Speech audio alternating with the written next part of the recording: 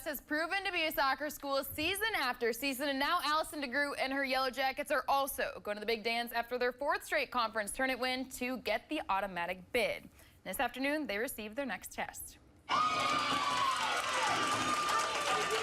There it is. UWS not only draws Carleton College in the opening round of the NCAA tournament, but they get the 3 seed, their highest seed in program history.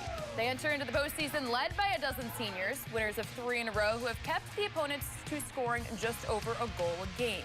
DeGroot says she felt a little bit of pressure to get that 4-peat for her seniors and is confident they will continue to ride the wave into the tourney.